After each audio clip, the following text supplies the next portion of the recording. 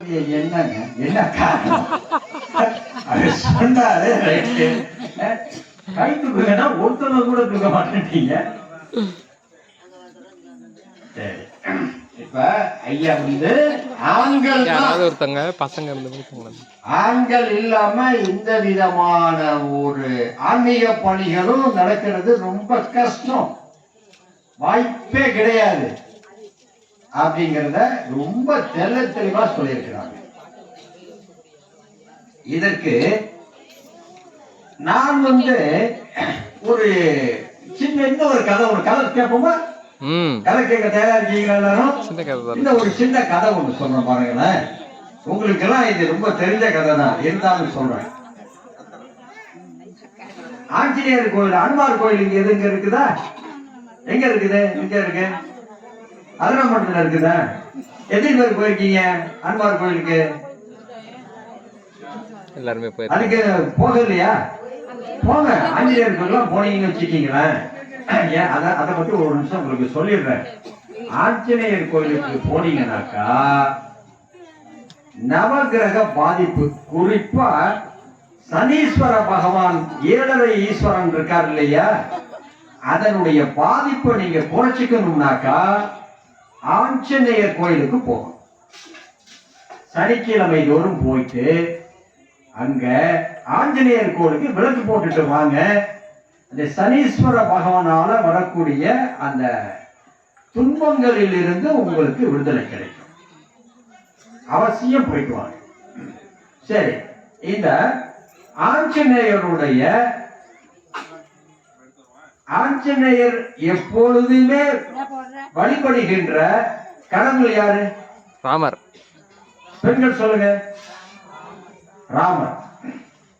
ராமர் தான் அவருக்கு எல்லாம். ராமர் வந்து அயோத்தியில அவருக்கு அந்த இத்தனை வருஷம் இருக்கணும், அதுக்கு பிறகு அவரு மறையணும் அப்படிங்கிற ஒரு கட்டாயம் எல்லாத்துக்கும் உண்டு. அப்படி ராமர் வந்து விண்ணுலகத்துக்கு போக போறார். ராமர், லட்சுமணர், சத்ருகன், பரதன் எல்லாரும் வந்து அந்த அயோத்தியில் இருக்கக்கூடிய சரையு நதின்னு ஒண்ணு இருக்கு, ஒரு ஆறு.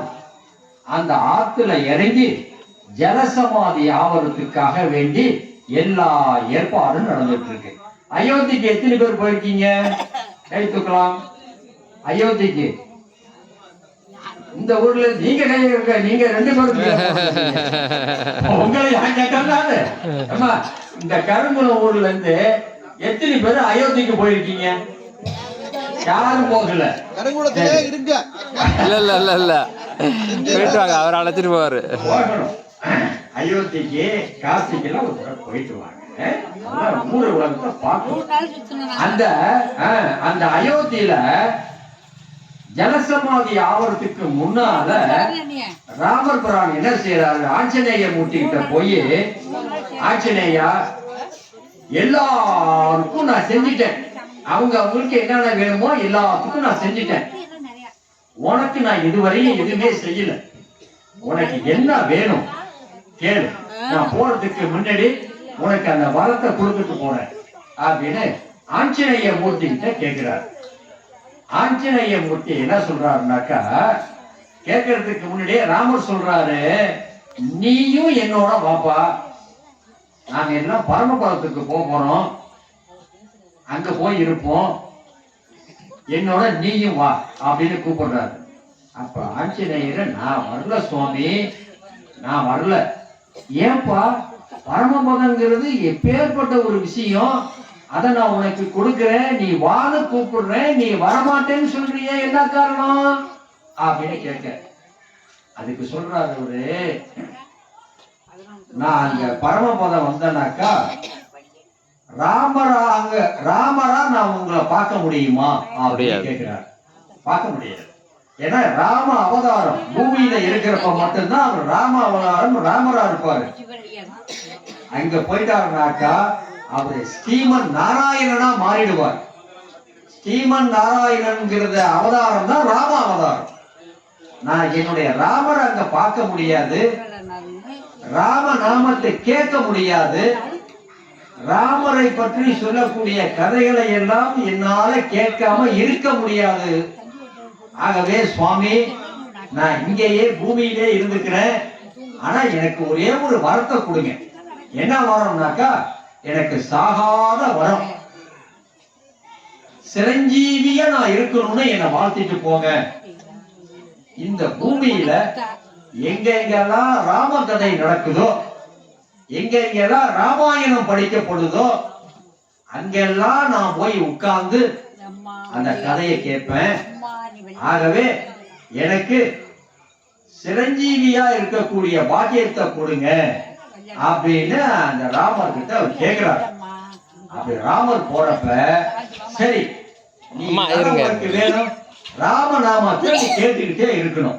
சரி, அதுக்காக வேண்டி நாங்கெல்லாம் பரமபத போறோம், நீ இங்கேயே சிரஞ்சீவியா இருந்துட்டு அவருக்கு வரம் கொடுத்துட்டு போறார்.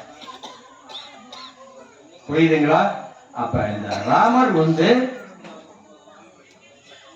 ஆஞ்சநேய மூர்த்தியை விட சக்தி வாய்ந்தவரா சக்தி குறைந்தவரா? சொல்லுங்க பாப்போம். ராமருக்கு பலம் அதிகமா, ஆஞ்சநேய மூர்த்திக்கு பலம் அதிகமா? யாருக்கு பலம் அதிகம்? யாரு வலிமை வாய்ந்தவர்? ஆஞ்சநேயர். சொல்லுங்கம்மா, பெண்கள் சொல்லுங்க. எப்படிமா? வரம் கொடுத்தது ராமர் தானே. நீ சாகாம இருன்னு சொல்லி வரம் கொடுக்கிறது யாரு கொடுக்கிறாரு? ராமர் தானே கொடுக்கிறாரு.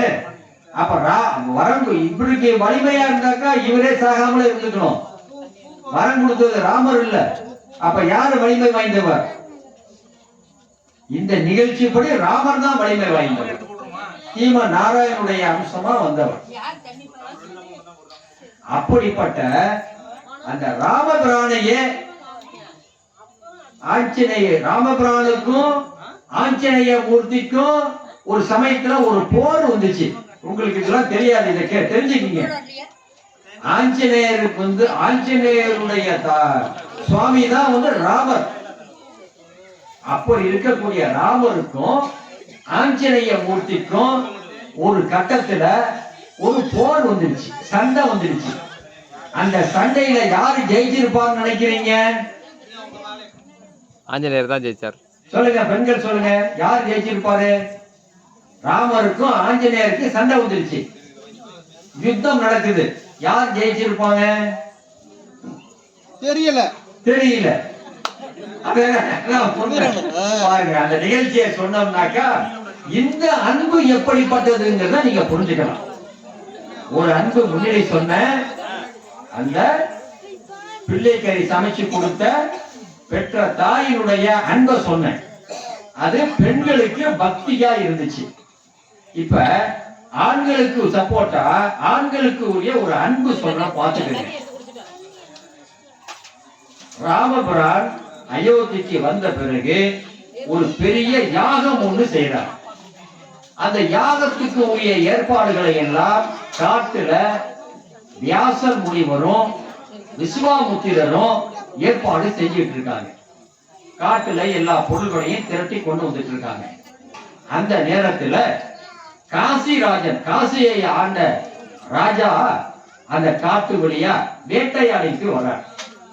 அப்ப போர் வீரர்கள் சொல்றாங்க, அயோத்தியில பெரிய யாகம் நடக்க போகுது, அதற்குரிய ஏற்பாடுகளை எல்லாம் விஸ்வாமுத்திரரும் வியாசரும் செஞ்சுட்டு இருக்கிறாங்க அப்படின்னு சொல்ல, உடனே அந்த காசி ராஜா அந்த பர்ணசாலைக்கு வணங்கிக்கிறான்.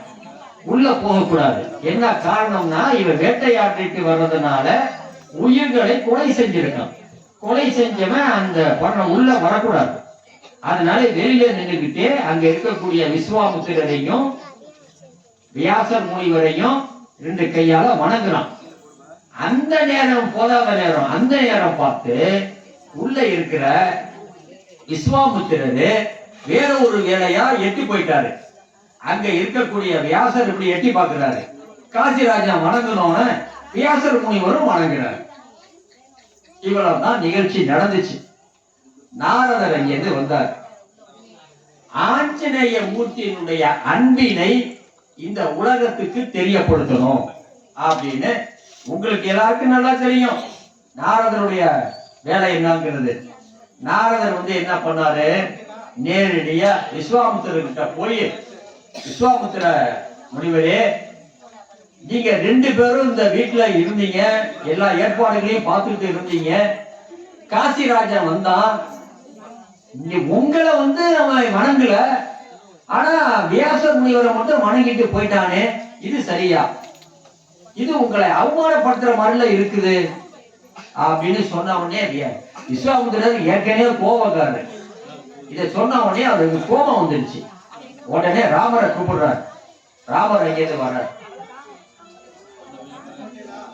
குருவே, நான் உங்களுக்கு என்ன செய்யணும், எதுக்காக என்ன கூப்பிட்டீங்க அப்படின்னு ராமர் கேட்க, காசிராஜன் வந்து என்ன அவமானப்படுத்திட்டான். நாளைக்கு சூரியன் மறையறதுக்குள்ள அவனுடைய தலை வந்து என் காலில் இருக்கணும், காலடியில் இருக்கணும் அவனுடைய தலை. ஏன்னா விஸ்வாமித்திரர் வந்து ராமபுரானுடைய குரு.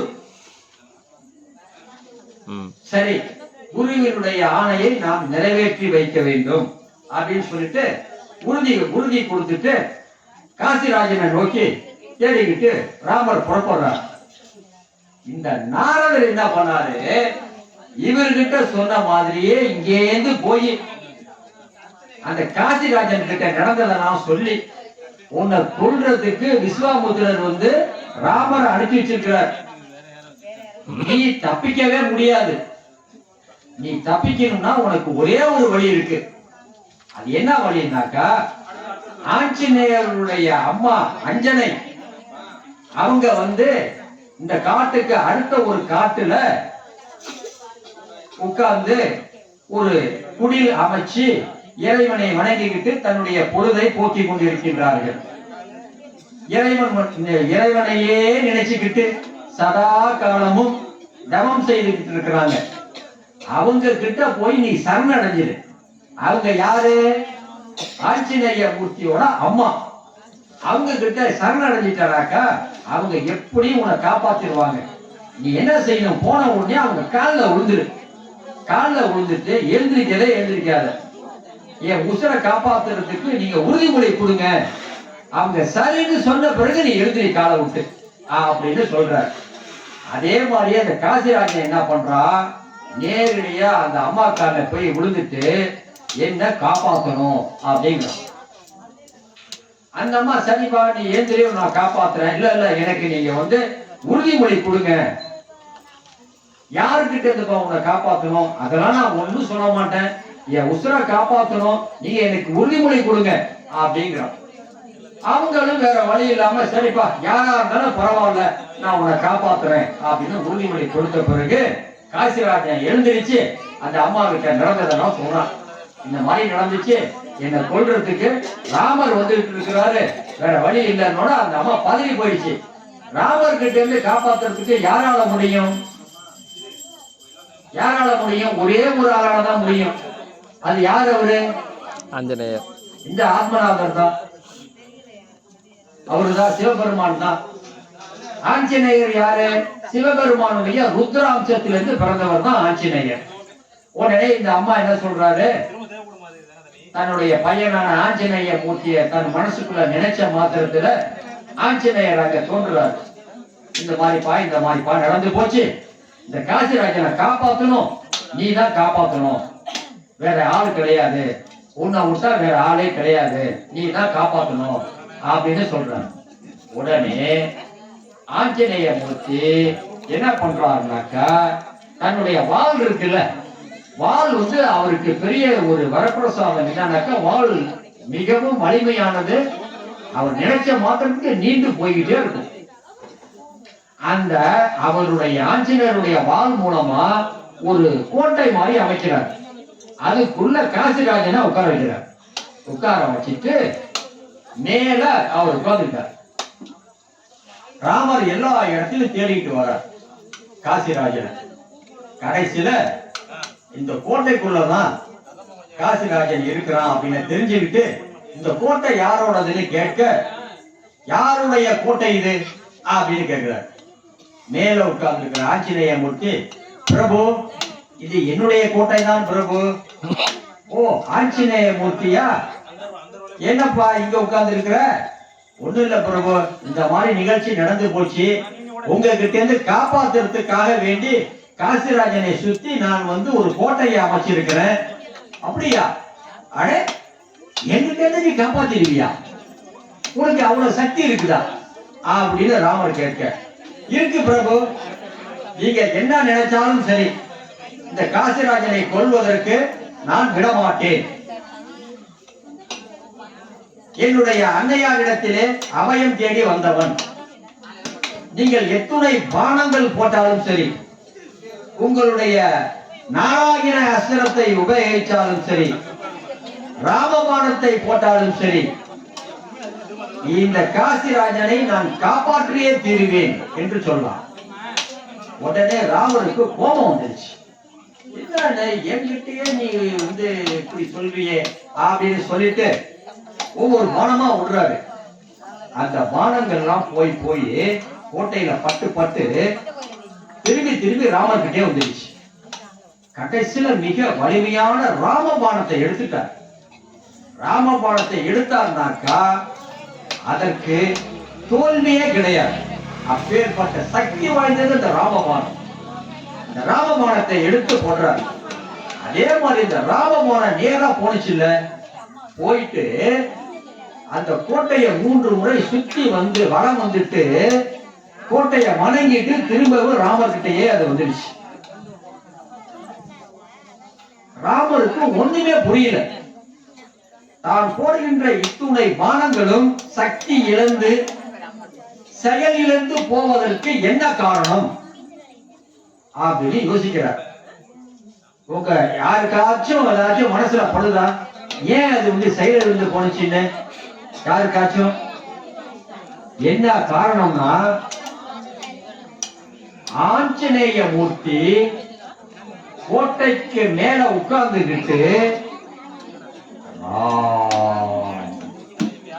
ராம் ராம் அப்படின்னு ராம மந்திரத்தை உச்சரித்துக் கொண்டு மேல உட்கார்ந்து இருக்கிறார். ராம மந்திரத்தை ஒருவர் சொன்னால் எதை நினைத்து நாம் சொல்றோமோ அந்த காரியம் நிச்சயமாக வெற்றி பெறும் என்பது ராம மந்திரத்தினுடைய தன்மை. அப்படிப்பட்ட அந்த ராம மந்திரத்தை சொன்ன காரணத்தினால் ராமபானமே வந்தாலும் கூட அந்த ராம நாமம் சொல்லப்பட்டிருந்த காரணத்தினால் செயலிலிருந்து போய்விட்டது. இது எதை காட்டுது? ராமர் மேல் ஆஞ்சநேய மூர்த்தி வைத்திருந்த அன்பை, பக்தியை காட்டுகின்றது. புரியுதா உங்களுக்கு? பக்தினா என்னன்னு சொன்ன, அன்புன்னு சொன்ன. அந்த அப்படியாப்பட்ட அன்பை ஆஞ்சநேய மூர்த்தி ராமநாமமாக ஜெபித்த காரணத்தினால் அந்த ராமபானம் மற்ற மற்ற அஸ்திரங்கள் எல்லாம் செயலிழந்து போய்விட்டது. அத்துணை அன்பு வைத்திருந்தார் ஆஞ்சநேய மூர்த்தி ராமர் மேல். ஆக பக்தியில் மிகவும் சிறந்தவர் ஆண்களே என்று வாதிட்ட அவருக்காக வேண்டி இந்த நிகழ்ச்சியையும் நான் உங்களுக்கு சொல்லியிருக்கின்றேன். பெண்கள் என்பதற்காக முதலிலே ஒரு நிகழ்ச்சியை சொன்னேன். ஆண்கள் என்பதற்காக இப்பொழுது ஒரு நிகழ்ச்சியை சொல்லியிருக்கின்றேன். இப்பொழுது அடுத்ததாக இந்த பக்தியில் சிறந்தவர்கள் பெண்களே என்று வாதிடுவதற்காக வேண்டி இரண்டாவது வாய்ப்பாக ஐயா சரவணன் இப்பொழுது வருகின்றார்கள். பெரிய ஒரு உற்சாகம் எங்களுக்கு. அதுதான் மற்றபடி அவர் சொன்ன மாதிரி எங்களுக்கு காசு பணம்லாம் எதுவும் தேவையில்லை. நீங்க கொடுக்கக்கூடிய அந்த உற்சாகம் தான் எங்களுக்கு தேவை. பக்தியில முழுகிட்டா அது ரொம்ப சந்தோஷம். அப்ப பக்தியில அம்மா சொல்றாங்க ஏன் கை தட்டலன்னு கேட்டாக்கா, நாங்கெல்லாம் நீங்க பேசுறதுல முழுகி போய் பக்தியில உருகி இருக்கிறோம் அப்படிங்கிறாங்க. நாங்க அதுக்காக கை தட்டுறோம். நீங்க சொல்றதுக்காக நாங்க கை தட்டிட்டோம். பக்தியில் சிறந்தவர்கள் ஆண்களா பெண்களா என்ற தலைப்பிலே அதை மெதுவாக தொடங்கினேன். அதை நல்ல சூடு பிடிக்க வச்சிருக்கிறாரு. அதுக்கு ஒரு சில சிறிய விஷயங்களை மட்டும் கூறி அடியேன் என்னுடைய இறுதி உரையை நிறைவு செய்கிறேன். ஒரு அன்பர் சொன்னார், சித்தர்கள் எத்தனை பேர்? 18 சித்தர்கள் இல்ல, கோடானு கோடி சித்தர்கள் இருக்கிறார்கள். அதுல எத்தனை பேர் ஆண்கள், எத்தனை பேர் பெண்கள்? அப்படி யோசிச்சு பார்த்தோம்னா அதுல ஆண்கள் தான் அதிகமா இருப்பாங்க. அதே மாதிரி 63 நாயன்மார்கள். இந்த 63 நாயன்மார்கள்ல எத்தனை பேர் பெண்கள்? எத்தனை பேர் பெண்கள் யாருக்காவது தெரியுமா? பரவாயில்ல, நானே சொல்லிடுறேன். அதாவது 60 பேரே பாடினார் நம்முடைய சுந்தரமூர்த்தி நாயனார். அப்புறம் அவர் பாடினதுல அவருடைய பெயரையும் அப்பா அம்மா பெயரையும் வச்சிருந்ததுனால 63 பண்ணாங்க. அதுல மங்கையர்க்கரசி அம்மையார் அவங்க ஒரு பெண் நாயனார். அடுத்தது காரைக்கால் அம்மையார், அவங்க 2 பேரும் தான் பெண் நாயன்மார்கள். அடுத்தது இசைஞானியார் என்கிற சுந்தரமூர்த்தி நாயனாருடைய தாயார். அது என்னுடைய ஆன்ம ஆசானாக இருக்கக்கூடிய சிவகுமார் ஐயா ரொம்ப அழகா சொல்லுவார். இந்த பக்கம் 60 பேரு, இந்த பக்கம் 3 பேரு. இந்த 60 பேருக்கு ஈக்குவல் தான் எங்க 3 பேரு அப்படிம்பாரு. அது மாதிரி நிறைய இருக்கணும்னு கூட அவசியம் கிடையாது, ஆனா நிறைய இருக்கிறாங்கிறது உண்மை. 60 பேர் நாயன்மார்கள் ஆண்கள் இருக்கிறார்கள், பெண்கள் 3 பேர் தான் இருக்கிறாங்க அப்படின்னு சொல்லிட்டு. ஆனா அதையும் தாண்டி ஒரு அருமையான ஒரு விஷயத்தை நடுவர் அவர் ஐயா அவர்களை எடுத்து கொடுத்திருக்கிறார். இயற்பகை நாயனார் என்று ஒரு நாயனார், அவரை சோதிப்பதற்காக பெருமான் வருகிறார். நீ எது கேட்டாலும் கொடுப்பியாவன், உன்னுடைய எது இருந்தாலும் கொடுப்பியாவன், உன் முன்னாடியே கொடுப்பியோ அப்படின்னு கேட்கிறாரு. அவளை எப்ப நான் திருமணம் செய்து கொண்டேனோ அப்போதே அவள் எனக்கு சொந்தமாகி விட்டால், அதனால் நான் கொடுப்பதற்கு எனக்கு உரிமை இருக்கிறது என்று அந்த அம்மா இனிமேல் இவரே உனக்கு இறைவன், அவர் சொல்லும்படி கேட்டு நடப்பாயாக என்று சொல்லுகிறார். ஒரு நிமிஷம், இந்த அம்மா போய் அவனுக்கு ஒரு வேலை இல்லைன்னு சொல்லி இருந்துச்சுன்னா அவர் நாயன்மார் ஆயிருக்க முடியாதுங்க. அந்த அம்மா கணவன் சொன்னதை கேட்டு அப்படியே நடந்தார்கள். அதனால அவருக்கு அந்த பெயர் வந்தது. அடுத்ததாக திருச்செங்காட்டங்குடி திருத்தொண்ட நாயனாரை பற்றியும் அவருடைய மனைவியாரை பற்றியும் ரொம்ப அருமையாக சொன்னார். அந்த அம்மா ஒரு நிமிஷம் மறுத்து இருந்திருந்தாங்கன்னா திருச்செங்காட்டங்குடிக்கு அவருக்கு அந்த பிள்ளைக்கறி சமைச்ச கதையே வந்திருக்காது. அதை விட ரொம்ப அருமையாக சொல்ல வேண்டும் என்றால் இளையான்குடி மாறநாயனார், அவர் சாப்பாடு போடுறதுல ரொம்ப சிறந்தவர். அதனாலேயே அவருக்கு பெருமை, அந்த நாயன்மார் என்ற அந்த பட்டம் கிடைத்தது. சாப்பாடு போடுறதுன்னா யார் போடுவாங்க? ஆண்கள் தான். நல்ல பெரிய விசேஷங்கள்லாம் சமைக்கிறது ஆண்கள் தான். இன்னைக்கும் என்னதான் பெண்கள் சமைச்சாலும் நலபாகம்னு தானே சொல்றோம், நலன் தான் பெரிய சமையல்காரன் அப்படின்னு சொல்லிட்டு.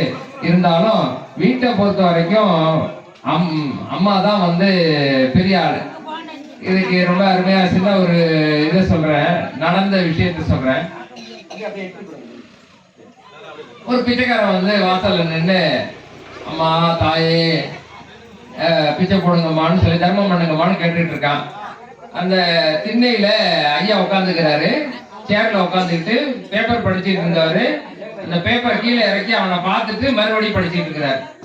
இவனுக்கு ஒரு சந்தேகம், வீட்டுல இந்த அம்மா இல்ல கூட இருக்கு, அதனால ஐயான்னு கூப்பிடலாமான்ட்டு சரி மறுபடியும் கூப்பிட்டு பார்ப்போமேன்னு சொல்லிட்டு அம்மா தாயே தர்மம் பண்ணுங்கம்மா அப்படின்னு சொல்றாரு. அப்புறமும் சத்தத்தை காணணும்னே சரி உண்மையிலே அந்த அம்மா இல்ல போல இருக்கு அப்படின்னு முடிவு பண்ணிக்கிட்டு இவர் என்ன பண்றாரு, ஐயா சாமி தர்மதுரை ஏதாவது தர்மம் பண்ணுங்கன்ட்டு. வீட்டுக்குள்ளதான் இருக்கா, ஏதாவது வேலையா இருக்கா போல இருக்கு, அவளையே கூப்பிடு. அவளுக்கும் எனக்கும் உனக்கும் பெருசா வித்தியாசம் கிடையாது. நீ வெளியே நிக்கிற, நான் உள்ளர இருக்கிறேன். எனக்கும் பசிச்சுன்னா அம்மா தாயே சோறு போடுன்னு அவங்ககிட்ட தான் நான் கேட்டு வாங்கணும் அப்படின்னு சொல்லிட்டு சொன்னாராம். அந்த மாதிரி சாப்பாடு என்று வந்து விட்டாலே அதுக்கு அதை ரொம்ப அருமையாக நம்முடைய மங்கையராய் பிறப்பதற்கு நல்ல மாதவம் செய்திடல் வேண்டும் அம்மா, பங்கையர் கைநலம் பார்த்தளவோ இந்த பாரில் வளங்கள் உயரும் அம்மா என்று பாடியார். பாரதிதாசன். ஐயா ஒரு நிமிஷம் இருங்க, தீபாராதனை முடிச்சு ஒரு நிமிஷம். அப்படியே விபூதி பிரசாதம் எல்லாம் வாங்கிக்கிங்க, தீப ஆராதனை எடுத்துக்கங்க. நீங்களே கை தட்டிக்கீங்க. இந்த கிராமத்து மக்கள் இந்த அளவுக்கு ஆர்வமா இந்த மாதிரி நிகழ்ச்சிகளை கேட்கறது ரொம்ப சந்தோஷமா இருக்கு. நன்றி. இளையான்குடி மாறநாயனார் என்பவர் அடியார்களுக்கு அன்னபாளிப்பு செய்து இறை திருவடியை அடைந்தவர். அதற்காக தான் ஒரு சின்ன ஒரு விஷயத்தை சொன்னேன். அதாவது ஒரு வீட்டை பொறுத்த வரைக்கும் சாப்பாடு போடுறது அப்படின்னா அங்க இருக்கக்கூடிய பெண்ணு தான். அவரு தன்னால முடிஞ்ச அளவுக்கு இருக்கிற வரைக்கும் பொருள்களை வைத்து செய்தார். அதற்கு பிறகு ஒரு நாள் கடுமையான இருட்டு, நல்ல மழை வேற அடிச்சு கொட்டிக்கிட்டு இருக்கு. ஒரு அடியார் வந்து எனக்கு கொஞ்சம் சாப்பாடு வேணும்னு கேட்கிறார். அந்த சமயத்துல எல்லாருக்கும் சாப்பாடு கொடுத்து இது பண்றவரு என்ன செய்வாரு, மனைவிட்ட வந்து கேட்கிறாரு, அம்மா இப்படி ஒருத்தர் வந்திருக்கிறாரு என்ன செய்யலாம் அப்படின்னு சொல்லிட்டு சொன்ன உடனே என்னங்க பண்றது, இந்த நேரத்துல போய் யார்ட்டையும் கேட்கவும் முடியாது, ஆனா ஒரு ஐடியா இருக்கு சொல்றேன் அப்படின்னு சொல்லி சொன்னாங்க. சொல்லுமா அப்படின்னு உடனே, இப்பதான் விதைச்சிட்டு வந்திருக்கீங்க, மழை நல்லா பெய்து இருக்கு, அதனால விதைச்ச நெல் எல்லாம் மேல மிதந்துகிட்டு இருக்கும். ஒரு கூடை பிரம்பு கூடையை கொண்டு போய் அரிசி எடுத்துட்டு வாங்க, கொஞ்சம் குத்தி அதுல இருந்து கொஞ்சம் கஞ்சியை வச்சு இது பண்ணலாம். நீங்க போயிட்டு வர்றதுக்குள்ளார ஒரு 2 கீரையை பறிச்சு ஒரு கீரையை வதக்கி வச்சுட்டு ஒரு கீரையில ஒரு குழம்பு மாதிரி செஞ்சுட்டு நான் அதை போட்டு சாப்பாடு கொடுக்குறேன் அப்படின்னு சொல்லி சொன்னாங்க. அதை செய்தார். அதற்கு பிறகு அவர் வந்து பெருமாளுடைய அருளை பெற்று இருவருமே சிவலோகம் சென்றார்கள் என்று சேக்கிழார் தன்னுடைய பெரிய புராணத்திலே பதிவு செய்கிறார். ஆக இளையான்குடி மாறநாயனார் என்கிற பாத்திரம் நாயனார் என்கிற பட்டத்தை பெறுவதற்கு காரணமாக இருந்தது அவருடைய மனைவிதான். அது மட்டுமல்லாது நம்முடைய சுந்தரமூர்த்தி நாயனாருடைய தாய் தந்தையரை மட்டும் குறிப்பிட்டிருக்கிறார் என்று யாரும் நினைக்க வேண்டியதில்லை. அப்படிப்பட்ட உயர்ந்த ஒரு மகனை பெற்ற ஒவ்வொரு தாய் தந்தையரும் வணக்கத்திற்கு உரியவர்கள் என்பதை அங்கே சொல்லாமல் சொல்லியிருப்பார்கள். ஆக 63 நாயன்மார்கள் என்று சொல்லி அதுல 3 பேரு தான் பெண்கள் என்று சொல்லுவது சரியான ஒரு கூற்றாக இருக்காது. ஏன்னா எனக்கு தெரிஞ்ச மாதிரியான ஒரு இதுல இப்போ ஐயா சொன்ன மாதிரி வீடு கட்டுவது யார், கோவில் கட்டுவது யார், குளத்தை வெட்டியது யார், அப்படியெல்லாம் செய்யக்கூடிய ஆண்களுக்கு பக்தி நிலை இல்லையா என்று சொல்லுகிறார். பக்தி இல்லை என்று இங்க நாம யாரும் சொல்ல கிடையாது. ஆண்களுக்கும் பக்தி இருக்கு, பெண்களுக்கும் பக்தி இருக்கிறது. ஆனால் பக்தியிலே சிறந்தவர்கள் அதிகப்படியான அளவிலே இருப்பவர்கள் யார் என்ற கேள்விக்கு வருகின்ற போது அங்கே பெண்கள் கோலோச்சுகிறார்கள் என்று சொல்லி என்னுடைய இறுதி உரையை நிறைவு செய்கிறேன். நன்றி, வணக்கம். திருச்சிற்றம்பலம். பேச்சினை கொடுப்பதற்காக ஐயா அவர்களை அழைக்கின்றேன்.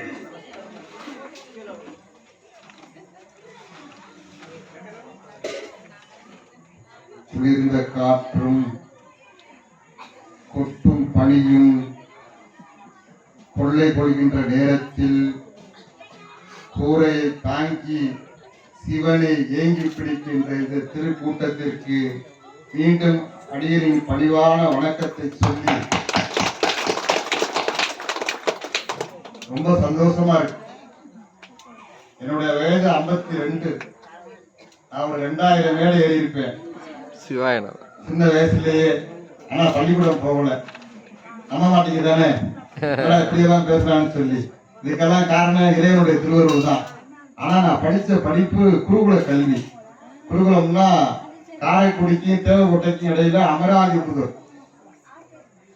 தேனாரும் பாயுது செங்கதிரும் சாயுது, ஆனால் எங்கள் மக்கள் வயிறு காய் என்றானே பட்டுக்கோட்டை. பட்டுக்கோட்டைக்கு அந்த நாட்டுக்கோட்டைக்கு போட்டி. 8ஆம் வகுப்பை கூட எட்டி பார்க்க முடியாத கண்ணதாசன் படித்த குருகுலத்திலே யான் படித்தவன். அதனாலதான் உங்களுடைய திருமுகத்தெல்லாம் பார்க்கும்போது எனக்கு பயங்கர சந்தோஷம். எங்க அம்மாவும் என் பாட்டியும் நான் நல்லா படிக்கணும், எங்க அப்பா சொன்னாரு, எங்க ஐயா நீ நீதிபதியா வரணும்னு சொல்லி. பேசினவங்களுடைய காலெல்லாம் போய் தொட்டு கும்பிட்டு வாங்க. ஓரமா உட்கார்ந்து இருப்போம். அப்பெல்லாம் இது போய் சேரெல்லாம் கிடையாது. மணல்ல உட்காரணும், இல்லை கல்லு பூமியில் உட்காரணும், குண்டி எரிங்கி மறுநாள் பார்த்தீங்கன்னா கொப்பிச்சு போயிடும். அவ்வளவு பெரிய வேதனை. எங்க அம்மா கூட்டிட்டு போயிட்டு அந்த ஐயா பேசியிருக்காருன்னா அவர் காலை தொட்டு கும்பிடும்பா. ஏமா சும்மா தேவையில்லாம தொட்டு கும்பிடுற, அப்படியாவது ஒரு நல்ல புத்தி வரட்டும்டா. இப்ப பார்த்தா என் காலம் நிறைய பேர் கும்பிட்டு போறாங்க. அதைத்தான் எதை நான் நம்புவது நெருமனதை நாட்டுவது. எந்த நிலையும் ஒரு நாள் மாறும். தென்னங்கீற்றும் தென்றல் காற்றும் கை கொடுக்கும் காலம் இது. தென்னங்கீற்றும் தென்றல் காற்றும் கை கொடுக்கும் காலம் இது. பாடி பாடி வா எந்த சோழையும் பார்க்கும்போது எனக்கு அப்படியே அருமையாய் வருது. நிறைய பேச வேண்டும் என்று என் உள்ளமும் உணர்வும் துடிக்கிறது. ஐயா பாத்தீங்கன்னா அந்த நாயனார் இந்த நாயனார் அரிசி குத்தி சோறு போட்டாங்க. இப்ப யாராவது பொம்பளைங்க சோறு போடுறதுக்கு முன்னுறாங்களா? துணை செஞ்சவா நீ 4 இட்லி போய் சாப்பிட்டு ஐயா வந்திருக்காரு, என் தங்கச்சி வந்திருக்கு, எங்க அண்ணன் வந்திருக்காரு, போய் 4 புரோட்டா கட்டிக்கிட்டு வா, சாப்பிட்டுக்க. ஐயா கட்டுறது இல்ல, செல்போனை தட்டினா போதும், ஆட்டோமேட்டிக்கா பைக்ல வீட்டுக்கே வந்துருச்சு. வீட்டுக்கே வந்துடல, போய் வாங்க வேணும். எந்த நிலையும் ஒரு நாள் மாறுகிறதுக்கு இது உதாரணம். நான் முகவரியில சொன்னேன்ல, சிவபெருமானை நீங்க நினைத்தாலே போதும், அவனுடைய அருள் உங்களிடம் தன்னால வந்துடும். அவரை நீங்க நினைந்து நினைந்து உருகி உருகி கண்ணீர் மல்கி இமை பொழுதும் என் நெஞ்சில் நீங்காதான் தாழ்வார்கள். அப்படி கண்ணை மூடி கண்ணை திறக்கிறதுக்குள்ளேயே நம்ம ஆத்மாதார மாட்ட அருள் வந்துடுவாரு. இப்படி எல்லாம் போய் நம்ம எட்டி பார்க்க வேண்டியதில்லை. எட்டி பார்த்தா அவர் என்ன கொடுப்பாரு? நீ எதை நினைக்கிறாயே அதுவாகிறாய், உன் எண்ணங்கள் தூய்மையாக இருப்பின். எனக்கு ரொம்ப சந்தோஷம். ரொம்ப இவ்வளவு அமைதியா கேக்குறீங்க பாருங்க. எந்த ஊர்லயும் இன்னைக்கு அது மாதிரி இல்லை. ஒரு நிகழ்ச்சி 2 நாளைக்கு முன்னால ஒரு ஐயாவுக்கு கரம்பக்குடியில ஒரு நிகழ்ச்சி நடந்துச்சு. ஆண்கள் பெண்கள் எல்லாரும் வந்திருந்தாங்க. சாப்பாடு சைவம் அசைவம் என்ன வேணாலும் சாப்பிடலாம். 1/2 மணி நேரத்துக்கு ஒருக்கா ஏலக்காய் டீ வரும், இஞ்சி டீ வரும், காஃபி வரும், என்ன வேணாலும் வாங்கிக்கிறலாம். ஆனா அந்த கூட்டத்துல இவ்வளவு அமைதி இல்லை. உங்களை பார்க்கும்போது உள்ளபடியே எனக்கு ரொம்ப ஆனந்தமா இருக்கு. என்னவெல்லாம் உயிர் கருங்குளத்துல மீண்டும் என்னுடைய உயிர் உள்ள காலம் வரை நான் சிவராத்திரிக்கு இங்குதான் பேசுவேன் என்று உங்களுடைய சத்தியம் கொடுத்துருக்கோம். எனக்கெல்லாம் கார் வச்சு கூட்டு போவாங்க பேசுறதுக்கு. 12 நிமிஷம் பேசினா போதும். அதை சொன்னேன்ல, 7000 ரூபா 10,000 ரூபா பீஸ். முதல் நாளே ரூம் போட்டுருவாங்க. அல்ட்ரா டீலக்ஸ் ரூம்ல வெந்நீர் வரும். பேசிட்டு போற இடத்துல கார் வந்துடும் கூட்டிட்டு போற இடத்துக்கு. அவ்வளவு தாங்கல். ஆனா இங்க எவ்வளவு கூட்டம் இருக்குமா? ஐயா ராஜமணி கிட்ட கேட்டேன். இல்ல ரொம்ப அன்பானவங்க என்ன சொல்றது, அன்பனும் பிடியில் அன்பனும் பிடியில் அகப்படும் மலையே, அன்பனும் குடில் புகும் அரசே, அன்பனும் வளைக்குள் படுபரம் பொருளே, அன்பனும் கரத்தமரமுதே, அன்பனும் கடத்துள் அடங்கிடும் கடலே, அன்பனும் உயிர் ஒளிர் அறிவே, அன்பனும் அணிவில் அமைந்த பேரொளியே, அன்புருவா பரசிவமே, அன்புருவா பரசிவமே. சிவப்பு எங்க இருக்கு? அன்புக்குள்ளதானே இருக்கு. சிடு சிடுன்னு விழுகுறாங்க. எனக்கு ஒரு வாக்கியாரா? சிடு சிடுன்னு எப்ப பார்த்தாலும் எனக்கு ஒரு புருஷனா? இவனை கட்டிக்கிட்டதுக்கு அப்பவே நான் அங்க கேட்டாங்க, அதிராமண்டலத்துல கேட்டாங்க, கொத்தமங்கலத்துல கேட்டாங்க, சிங்கப்பூர்ல கேட்டாங்க, அங்கெல்லாம் கேட்டாங்க. சனி அப்ப வந்து வசதியான ஆளு சொல்லி கொண்டு அந்த கட்டை கொடுத்துட்டான். நானே கழுத்தை நீட்டிட்டேன். என்னைக்கு வந்தவனோ தெரியல. சிடு சிடுன்னு விழுகுறான். ஒரு பட்டுக்கோட்டையை பார்த்தது உண்டா? அவருக்கு 2500 ரூபாய்க்கு அந்த அம்மா பட்டு புடவை, எனக்கு 250 ரூபாய்க்கு இதை கட்டிக்க போதுங்கிறான். அவன் மூஞ்சிக்கு இது போதுங்கிறான். இதை நான் பார்க்கப்படுறதுக்கு இந்த நாயை கட்டிக்கிட்டு இருந்திருக்காங்க. சொல்றோம்ல, சாமி சொல்றாரு, நாயினும் கடையில் ஈனும் விழுந்துங்கிறார். நம்ம இந்த பிறப்பு எதுக்கு? 2 நாளைக்கு குடிச்சவங்க என்ன? நம்ம உடம்பு நாத்த உடம்பு. நாய் செத்தா கூட தூக்க பிடிச்சிட்டு போயிடலாம். பிணம் தின்னு நம்ம வந்து பிணம்னு சொல்றான் இந்த மனுஷனை. எவ்வளவு கேவலம் பாருங்க. நம்ம யாரும் நினைச்சு பாக்குறோமா? உன்னையே நீ எண்ணி பாரு, உலகத்தில் எது சொந்தம் யோசித்து கூறு, தாயின் தகப்பனின் இரவல், உந்தன் தாலி கட்டிய பெண்களின் இரவல், இறைவன் தந்தவன் கேட்கின்றான். இரவலான வாழ்க்கை. இந்த வாழ்க்கைக்கு இந்த இரவு சிவனோடு ஓர் இரவு. நான் 10 மணிக்கு போகணும், அவன் இங்க படுத்திருக்கிறான், அவனுக்கு தோசை சுடணும், இல்லைன்னா அந்த கழுதை என்ன உதைக்கும். இங்கதான் இட்லி போற அளவு சாப்பிட்டு போறான் கேட்கறான் அந்த பாய்ப்ப. அவனுக்கு 2 சட்னி வைக்கணும், கார சட்னி, அவர் முகர கட்டைக்கு கார சட்னி. அப்பதான் அவர் தொட்டு சாப்பிடுவாரு. அவர் சம்பாதிக்க இந்த நகையை திருப்பி தரமாட்டவரான் பாவிப்ப. இந்த சிவராத்திரிக்காவது போட்டு போலாம்னு பாக்குறேன், கேட்கிறானா? அவர் என்ன கழுத்தையே பாக்குறான். 15,000 ஆயிடுச்சு கிராமம். அவ்வளவு மோசம். தங்கத்தில் குறை இருந்தாலும் தரத்தில் குறையாத எங்கள் தங்கமான எங்களுடைய சகோதரிகளை பார்க்கும் போது இந்த தங்கமனுடைய மனசு துடிக்கிறது. எப்படிப்பா சொல்லுவேன்? கை தட்டுறீங்க, ஆனந்தமா தான் இருக்கு. ஆனா தட்டுறவங்க எல்லாரும் ஆளுக்கு 200 ரூபாய் கொடுத்துட்டு போகணும். விட மாட்டேன். இல்லடா எப்படி சுத்தி வளர்த்தாலும் காசுக்குள்ளே வர்றானே. காசு வாங்கி வாங்கி பழக்கம்.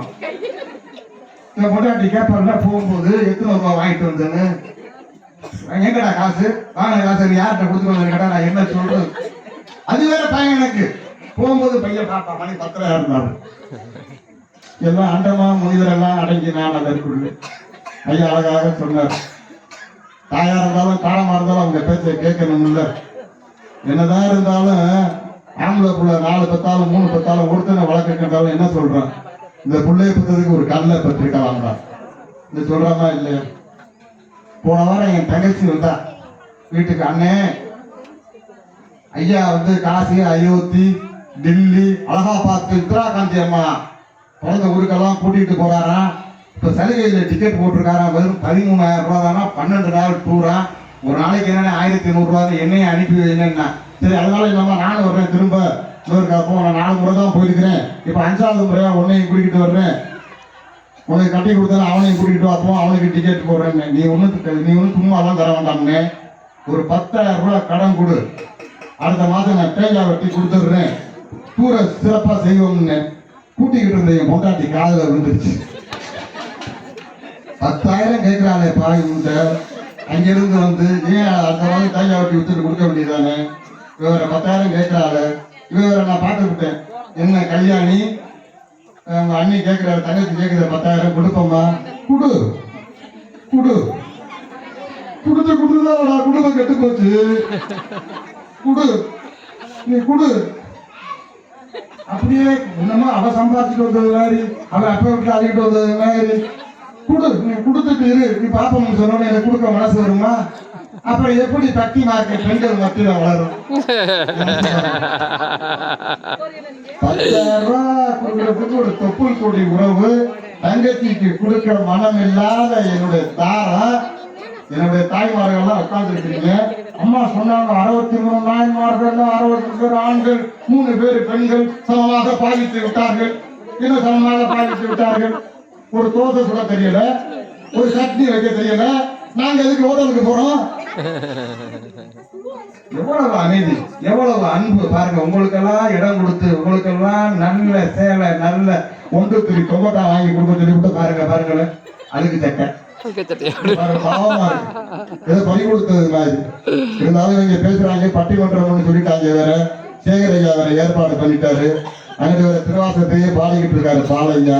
கண்கட்ட பின்னே சூரிய நமஸ்கார். வெண்ணிலவில் நீ உரைத்த வார்த்தை தன்னை விளையாட்டு பேச்சென்று நினைத்திருந்தேன். உயிர் மலரே உன்னை காணாமல் செத்துக் கொண்டிருக்கின்றேன் நெருப்பி வீட்டில். யாகா என்னுடைய தங்கச்சிக்கு உண்மையா நடந்த கதை. இது பட்டிமன்றத்தில் பேச வேண்டியதற்காக நான் சொல்லல. உங்களுடைய மனசை தொட்டு பார்க்க வேண்டும் என்பதற்காக நான் சொல்லவில்லை. 10,000 ரூபாய் கொடுக்க கூடாதுங்கிற என் மனைவி. நிறைய எனக்கு வருமானம், நிறைய பட்டிமன்றம் பேசுவேன். 7 கிடைக்கும், 8 கிடைக்கும், 10 கிடைக்கும், 15 கிடைக்கும். நான் பட்டிமன்றமே அமைச்சுட்டா 20,000 கிடைக்கும். ஆனா இந்த பணத்துல நான் என்ன பண்ண போறேன்? ஒரு 10,000 ரூபாய் என்னுடைய சகோதரி கொடுக்க கடனா தானே கேட்டாவ, கடனை தானே கேட்டாங்க, கொடுக்க மனசு இல்லையே. அவங்க தங்கச்சி அண்ணன் வந்தவொடனே போய் 2 கிலோ மட்டன் வாங்கிட்டு வா. நீ மட்டன் வாங்க சமைக்க முடியாது, பட்டுக்கோட்டை சம்பூர்ணால போய் ஆட்டு சாப்பாடு சுட சுட டிஃபன் கேரியர்ல வாங்கிட்டு வா. இதெல்லாம் சொல்லக்கூடிய என் மனைவிக்கு, என் பொண்டாட்டிக்கு, கூட பிறந்த என் தங்கச்சிக்கு 10,000 ரூபாய் கொடுக்க மனசு இல்லையே. இப்படித்தானே எல்லாருடைய குடும்பத்திலையும் இருக்கும். இதைத்தான் கண்ணதாசன் சொன்னான். வாழ்க்கை என்றால் 1000 இருக்கும். நான் சொன்னால அண்ணன் என்னடா தம்பி என்னடா அவசரமான உலகத்துல. அண்ணன்கிட்ட போய் தீபாவளி வந்துருச்சு, அண்ணே ஒரு பிள்ளைகளுக்கெல்லாம் ட்ரெஸ் எடுக்கணும், ஒரு 20,000 ரூபாய் பணம் கொடுன்னு கேட்டதுக்கு அண்ணன் பணத்தை வச்சுக்கிட்டே இல்லைன்னுட்டான். ஒரு ப்ரொடியூசர் அடுத்த சினிமாவுக்கு படம் எடுக்கும் போது அவங்களுக்கு 10,000 இல்லை 25,000 தர்றான் சொல்லிட்டு பணத்தை 20,000 வாங்கிட்டு நேரம் அண்ணன் வீட்டுக்கு போறாரு. அண்ணன் உங்ககிட்ட செலவுக்கு பணம் இல்லைன்னு சொல்லி இல்லை உனக்கு எவ்வளவு வேணும். என்னடா நம்மளை கிண்டல் பண்ண வர்றானா நெசமா தான் கொண்டுகிட்டு வர்றானா. அதான் கண்ணதாசன் யதார்த்தமானவன். 8ஆம் வகுப்பு கூட படிக்கல. ஆனா எப்படி இவ்வளவு கவிதையெல்லாம் எழுதுனா. நம்மால பட்டுக்கோட்டை கல்யாண சுந்தரம் 3ஆம் வகுப்பை கூட எட்டி பார்க்க முடியும் சிலப்படுத்தான் காட்டுல. இவர்களெல்லாம் ஞான குழந்தைகள். இறைவனுடைய திருவுருள் அவங்களுக்கு கிடைச்சிச்சு. என்ன சொன்னார் அப்பவே, சீரகத்தம்பா பொன்னி கருணா இப்ப டீலக்ஸ் அரிசி 90 நாள்ல வந்துருச்சு டீலக்ஸ் நெல். அப்ப வெள்ளை பொன்னின்னு ஒரு நெல் இருக்கு, அம்மாவுக்கெல்லாம் தெரியும். அந்த காலத்துல அது 160 நாள். அந்த நெல்லாம் பார்த்தீங்கன்னா அப்படியே மடிஞ்சு பார்க்கறதுக்கே அழகா இருக்கும். அழகா சொன்னா எங்களுடைய யாரை பார்த்தா தஞ்சை தரணியில நெஞ்சேலும் தஞ்சை தரணியில தேனாரும் பாயுது செங்கதிரும் சாயுது, ஆனால் எங்கள் மக்கள் வயிறு காயுது. ஐயா ரேஷன் கடை அரிசியில போய் நம்ம ஒரு விஐபி பிரசிடண்ட் தரவிட்டோம்னா முனிசிபம் கொடுத்து விட்டுரு. என்ன இவர் தான் இங்க போய் கருதெல்லாம் அறுத்தது மாதிரி நம்ம ஊர்ல நடக்குதா இல்லையா. நம்ம போய் ரேஷன் கடையில 2 மடம் நிற்கிறோம். ஆமா போமா காடு நிறையா இருக்கு அப்புறமா வாங்கினேன்.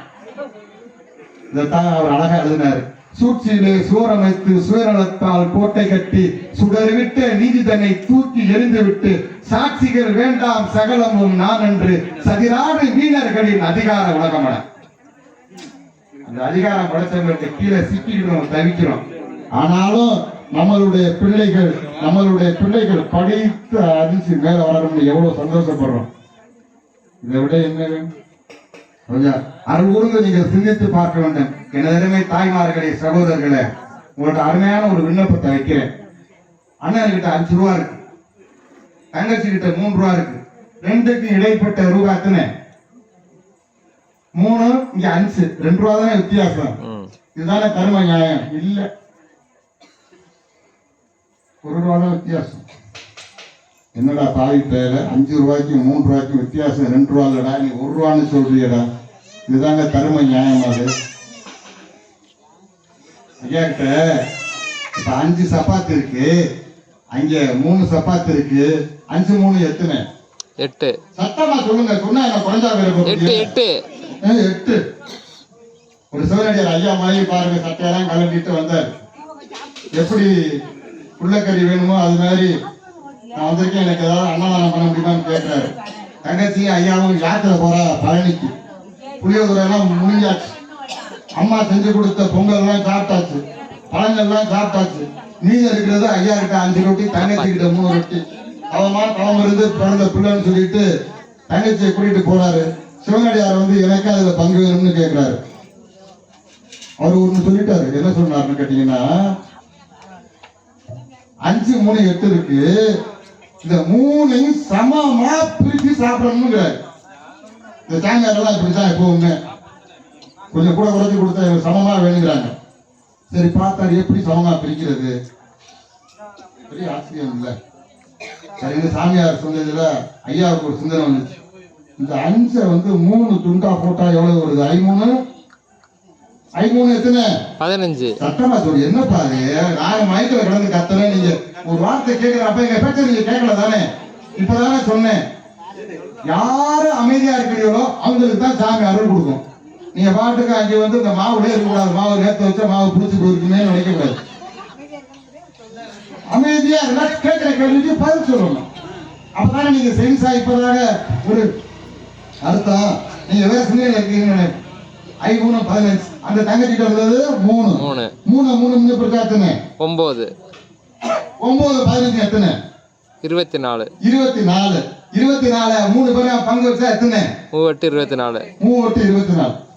இப்ப ஆளுக்கு 8 8 கழிச்சு போச்சா? ஆளுக்கு வயிறார சாப்பிட்டாங்க. உண்ட களைப்பு தொண்டருக்கு சொல்லிட்டு சாமியார் தூங்குனாரு. தங்கச்சியும் தூங்குனுச்சு, ஐயாவும் தூங்குனாரு. புங்க மரத்து நிழல்ல தூக்கம் நடந்து போன பாதயாத்திரையில ஹாயா தூக்கம் வந்துச்சு. இவங்க 2 பேரும் நல்லா தூங்கிட்டாங்க. சாமியார் எழுந்திருச்சு 8 தங்க காசுகளை அவங்க கீழே படுத்து இந்த தங்க அந்த அடியில் வச்சுட்டு போயிட்டார் 8 தங்க காசு. சகோதரிக்கு பயங்கர சந்தோஷம். 8 தங்க காசாச்சு. பாவம் இன்னைக்கு தங்க வைக்கிற விலையில ஏப்பா பவுன் ஏறிக்கிட்டு இறங்கிக்கிட்டு இருக்கு. 8 தங்க காசு. சரின்ட்டு இவர் பெரிய மனசா வச்சு இந்த நீ 3 ரொட்டி தான் கொடுத்த, உனக்கு 3 தங்க காசு. நான் 5 ரொட்டி வச்சிருந்தேன், எனக்கு 5 தங்க காசு. அது கொஞ்சம் வருத்தமா இருந்துச்சு. எப்பா 4 நாளா பிடிச்சிக்க கூடாதா? நீ 5 வச்சுக்கிட்டு எனக்கு 3 கொடுக்குறிய, நான் பொம்பளை பிள்ளைல எனக்கு 1 3 பண்ணலாம், இதுக்கு கவலர் மாலை போட்டுக்கிறலாம், ஆரம் செஞ்சுக்கிறலாம், என் தரக்கூடாது. இன்னொரு தங்கச்சி இருக்குல்ல, நான் கொடுக்க மாட்டேன், உனக்கு தான் 3 தான் இருக்காரு. இல்ல இல்ல இந்த பஞ்சாயத்துக்கு போகணும், இந்த ஊர் யாராவது தலைவர் இருக்கிறாரா, அவர்கிட்ட கொண்டு விட்டுருவோம். தலைவர்கிட்ட போறாங்க 2 பேரும். தலைவர் சிந்திச்சு பார்க்கிறாரு. அது அப்போ உள்ள தலைவர், இப்போ உள்ள தலைவர்னா 8 காசுமே குடிக்கிட்டு ஆளை வெட்ட விட்டுருவான். இப்போ உள்ள தலைவர், அந்த தலைவர் சிந்திச்சான். ஏ அப்பா அப்படியா, ரைட், உனக்கிட்ட 5 தங்க காசு, 5 ரொட்டி 3 பங்கு பிரிச்சு 5 15. அங்கே 3 ரொட்டி 3 9. நீ எத்தனை சாப்பிட்ட? 8. நீ எத்தனை சாப்பிட்ட? 8. சாமியாருக்கு எத்தனை பங்கு வச்ச? 8. அப்ப நீ 9 ரொட்டியில 8 தியானம் பண்ணிட்ட, சாப்பிட்டாச்சு. சாப்பிட்டுருக்க. ஒன்னையும் ஒண்ணுதான் சாமியாருக்கு நீ கொடுத்துருக்க, அதனால உனக்கு 1 தங்க காசு தான். இப்ப அப்பா கொடுத்தாருல்ல 3, அதை வாங்கிட்டு மரியாதையா இருந்திருக்கலாம்ல. இங்க இவர் எவ்வளவு தர்மம் பண்ணாரு? 7. இவருக்கு 7 தங்க காசு. அதான் உள்ளது போச்சுன்னு உள்ள கண்ணா. வாயை வச்சுக்கிட்டு சில நேரங்கள்ல பேசாம இருக்கணும், சில நேரங்கள்ல பேசு, சில நேரங்கள்ல பேசாம இருந்து விடுத்து சொல்றது இதுதான். இப்ப அவர் அழகா 3 தங்க காசு கொடுத்தாருல்ல. இந்த தகப்பன் ஸ்தானத்துல உள்ள ஆண்கள் எவ்வளவு கஷ்டப்படுறோம். உங்களுக்கு பாவம் ஒண்ணுதானே 3 தங்க காசு கொடுத்தேன், அதை ஒழுங்கா வச்சுக்கிட்டீங்களா? இதுதான் பெண்களுடைய பெருமை. என்ன 3 பெண்கள் சமமா வந்துட்டீங்க, 60 ஆம்பளை வந்து சமமான இடத்துக்கு வந்துட்டாங்களாம். அந்த காலத்துல ஒரு கவிஞன் சொன்னான், இதெல்லாம் மன்னிக்கணும், என்னை பெற்றதும் தாய் தான், என்னோட சகோதரி தாய் தான். மாமத யானையை நம்பலாம், கொல்ல வார வேங்கை புலியை நம்பலாம், ஆற்றையும் பெரும் காற்றையும் நம்பலாம், ஆனா சேலை கட்டிய பெண்களை நம்பினால் தெருவில் நிற்க வேண்டியதுதான். உங்களெல்லாம் குறை சொல்றேன் நான் சொல்லலமா, இதெல்லாம் இருக்கு சங்க இலக்கியத்துல. ஆகிய அவ பாத்துக்கிறேன், இதை நான் சொல்லல. ஐயா கூட்டத்துல இருந்து ஒரு கேள்வி கேட்டாங்க, இதை கேள்விப்பட்டா உங்க வீட்டுக்கு உங்களுக்கு சோறு கிடைக்குமா அப்படின்னு. ஐயா இங்க பதிவு பண்ணிக்கிட்டு இருக்கா, நாளைக்கு மனைவி என்னுடைய கஷ்டத்தெல்லாம் என்னை பத்தி நீ வீட்டுலதான் பேசுறேன்னா அங்கேயே பேசுறதுக்கு முடியாது, மேல போட்டு பேசுறா பாதி பேர். அங்க போறான், என்ன பண்றது, என்ன செய்வது? இதுதான் வாழ்க்கை. வாழ்க்கை என்றால் 1000 இருக்கும், வாசல் தோறும் வேதனை இருக்கும். வேதனையை கண்டு வெம்பி விடாமல், தோல்வியை கண்டு சூழ்ந்து விடாமல், இன்பமும் துன்பமும் இல்லாமே உள்ளாமே சிவபுராணத்துல படிக்கிறோம்ல. ஐயா பாளையா ரொம்ப அழகா படிப்பாரு, ராகமா படிப்பாரு. பாரோடு விண்ணாய் பரந்தயம் பரனே, பற்று நான் மற்றிலேன் கண்டாய், சீரோடு பொழிவாய் சிவபுரத்தரசே, திருப்பெருந்துறை உரை சிவனே, யாரோடு நோகேன் யார் கெடுத்துரைப்பேன், ஆண்டனி அருளையானால் வார்கடல் உலகில் வாழ்கிறேன் கண்டாய், வருகை என்றருள் புரியாயே. ஆத்மநாத சுவாமி, நீ வருகை என்றருள் புரியாயே. சொல்லலப்பா, சுவாமிகளே சொல்லியிருக்காங்க. இதை விட 2300 ஆண்டுகளுக்கு முன்னால ஐயா அழகாக தேவாரம், திருவாசகம், திருவருட்பாவை தேரோடும் பட்டுக்கோட்டை வீதியில் சின்ன குழந்தைகளுக்கு அர்ப்பணிக்கின்ற எங்க ஐயா சரவண ஐயாவுக்கு நான் கண்ணீரத்தோடு சொல்லுவேன், நான் சொல்லவில்லை, திருவள்ளுவனே சொல்லியிருக்கான். சொன்னல, ஏண்டா பாவி பேர உன்னை பெத்தெடுத்தது தாயி, உன்னை 10 மாசம் அப்படியே எறும்பு பார்க்காம நீ நடக்கிற வரைக்கும் கூவ துடிக்கும் குளிர் குஞ்சு, தாவ துடிக்கும் கதிர்மான் குட்டி, பச்சிரம் குழந்தையாக இருந்த போது உன்னை ஒரு பூரா கடிக்க கூடாது, பால் ஊட்டி வளர்த்த பெண்ணு நீ பேசுறியடா, நீ போ, நாளைக்கு உனக்கு சோறு போடுமான அம்மா கேட்டுச்சு. உண்மையதான் ஒத்துக்கிறேன், இந்த இடத்துல நான் வக்கீல் இல்ல, ஐயா நீதிபதி இல்ல, என்னுடைய அணிக்கு நான் பெருமை சேர்க்கணும் இல்ல. ஐயா தீர்ப்பை மாத்தி எழுதி பெண்கள் தான் சொன்னாரு. எங்க அண்ணன் கை தட்டினாங்க, நாளைக்கு சொல்லிட்டு மதுரை ஹைகோர்ட்டுக்கு போயிருவேன். பெண்கள்னு ஒரு தீர்ப்பு எழுதிட்டா இந்த இடத்துல நான் இங்கேயே தீ குடிப்பேன். எனக்காக வேண்டி பாரு அண்ணன் இருக்காரு. எனக்கு 2 இட்லி கூட வைக்க போறாரு, சட்னி அண்ணன் தேங்காய் சட்னி வாங்கி பாத்துக்கணும். வரத்த பந்தியில உட்காந்துட்டு தொந்தி போட்டு நாளைக்கு மதுரை ஹைகோர்ட்டுக்கு போயிடுவோம். நடுவர் அவர்களே, தீர்ப்பை பார்த்து சொல்லணும். பேச்சுக்கு தகுந்தால போலதான் நீங்க பதில் சொல்லணும். வள்ளுவன் அழகாக சொல்றேன், பெண்கள் வந்து சாமியை கும்பிட வேண்டியதுதான்ப்பா. வேற என்ன செய்ய கும்பிட வேண்டியது நீங்க கேக்குறீங்களா? திருக்குறள் எத்தனை பேருக்கு தெரியும்? திருக்குறள் தெரியுமா? திருக்குறள் எத்தனை அதிகாரம் இருக்கு சொல்லுங்க பாப்போம். பொதுங்கப்பா சாப்பிடுவோம், எனக்கு தான் பசிக்குது, சாப்பிடுவோம் அதுவே எப்ப பார்த்தாலும் முடிஞ்சிருச்சு. இந்த முடிய போகுது இந்த முடிஞ்சிருச்சு, ஒரு 2 நிமிஷத்துல முடிஞ்சிடுறேன். நீங்க எது கூட்டிட்டு வந்தீங்க? பேச்ச எப்பொருள் யார் யார் வாய் கேட்பினும் அப்பொருள் மெய்ப்பொருள் காண்பதற்கு. என்ன பேசிட்டு போனாலும் நாளைக்கு வயலுக்கு போகும்போது சிரிக்கணும், தன்னாவிலே சிரிக்கணும். ஆமா இவர் பேசி கிழிச்சார், ஆமா அதுக்கு அவன் சொல்லே பரவாயில்ல. எதுக்கு இவ்வளவு அமைதியா வந்து உட்கார்ந்துருக்கிறீங்க? 2 மணி நேரம் உட்கார்ந்துருக்க முடியாதா? பேச்சாளரை விட கேட்பாளருக்கு ஞான நிலை அதிகம். நான் நன்கு அறிவேன், ஏன்னா நான் சின்ன பிள்ளை இருந்து உட்கார்ந்து கேட்டேன். நீங்க எதை கேட்பீங்க, எதை ரசிப்பீங்கன்னு தெரியும். ஐயா சொன்னாரு கூட்டம் வருமா வராதா? பரவாயில்ல, கூட்டமே வரவனாலும் நம்மளுடைய பேச்சு இந்த மரங்கள் கேட்கட்டும், ஓரறிவு படைத்த புல் பூண்டு கேட்கட்டும், குளிர்ந்த காற்று கேட்கட்டும், பக்கத்தில் உள்ள கடல் அலைகள் கேட்கட்டும், ஆத்தமநாதர் கேட்கட்டும், யோகம்பால் கேட்கட்டும் என்று சொல்லி நாங்கள் வந்தபோது இவ்வளவு கூட்டம் பெருமை சேர்க்கிறீங்களே, இதுதான் கருங்குளம். இதுதான் கருங்குளம். அம்மாவுக்கு ரொம்ப பதிச்சிருச்சு. ஒரே ஒரு திருக்குறளை சொல்லி நிறைவு செய்ய அடைய விரும்புகின்றேன். அம்மா பசிக்குது, அருமையா பசிக்குதுன்னு கொஞ்சம் போங்க போங்க. இப்ப சரி, வள்ளுவன் என்ன அந்த குறளை சொல்லிவிட்டான்? நம்ம படிச்சதெல்லாம் என்ன திருக்குறள்? அகர முதல் எழுத்தெல்லாம் ஆதிபகவன் முதற்றே உலகு, அது 3ஆம் வகுப்பு வந்த திருக்குறள். நான் படிச்சது இப்பதான் ஞாபகத்துக்கு வருது. வேற திருக்குறள் எனக்கு தெரியாது. 1330 திருக்குறள் சொல்லியிருக்கிறானே. வள்ளுவன் ரொம்ப அழகாக ஒரு குறளை சொன்னான். திருக்குறள் படிக்கணும். வேற இன்னைக்கு எங்கேயுமே வேற எதுவுமே படிக்க வேண்டாம். தாராள ஸ்கூல்லாம் போய் படிக்க வேண்டாம். காசு கட்டி 2 லட்சம் 3 லட்சம். ஒழுக்கத்தை படிங்க. உண்மையா இருங்க. இந்த ஐயாலாம் வந்து பாருங்க, ஸ்டேட் பேங்க்ல மேனேஜரா இருந்துட்டு பணத்தை அப்படியே கோடி கோடியா பார்த்து விட்டு அது எனக்கு நிம்மதி இல்லையா, இந்த கூட்டத்தை பார்த்து பேசுறேன் பாருங்க, இதுதான் நான் சம்பாதிச்ச கோடின்னு சொல்லிட்டேன். பேரானந்தம், ரொம்ப பெருமை. நான் கூட சொன்னேன் ஐயா கிட்ட, வரக்கூடிய இந்த இளைய சமுதாயத்துக்கு அடுத்த முறை வரும்போது கருங்குளத்துல 2 பெண்கள் மேடையில பேசணும். அதுக்கு நீங்க தயாராகணும். 2 பெண்கள் பக்கத்துல எங்களுக்கு கவுண்டர் கொடுத்து பேசணும். நல்ல ஊர், அற்புதமான ஊர். ரொம்ப எனக்கு ரொம்ப ரொம்ப ரொம்ப சந்தோஷமா இருக்கு. என் வாழ்க்கையில இப்படிப்பட்ட இந்த உங்களுடைய முகம் பார்க்க, இந்த மண்ணில் அடியனுடைய பாதம் பட என்ன தவம் செய்து ரொம்ப சந்தோஷமா இருக்கு. நான் உள்ளபடியே இன்னைக்கு ஒரு நண்பர் கொண்டு பார்க்கறதுக்காண்டி என்ன அரண்மனைக்கு கூட்டு போனார். ஐயா அவர் சொன்னார், ஐயா பின்னாடி ஒரு பக்கத்துல ஆவுடையார்கள் இருக்கே, போய் சாமி கும்பிட்டு வந்துடுவேன். அந்த ஆவுடையார்கள் சாமி பேரும் ஆத்மநாதர், அம்பாள் பேரு யோகம்பாள். இங்க வந்து நான் பேசுற சாமி பேரு ஆத்மநாதர், அம்பாள் பேரு யோகம்பாள். அதை யார் கொடுத்து வச்சேன்? எவ்வளவு பெரிய சந்தோஷம். இந்த சந்தோஷத்தில் ஏப்பா மிகப்பெரிய மகிழ்ச்சி.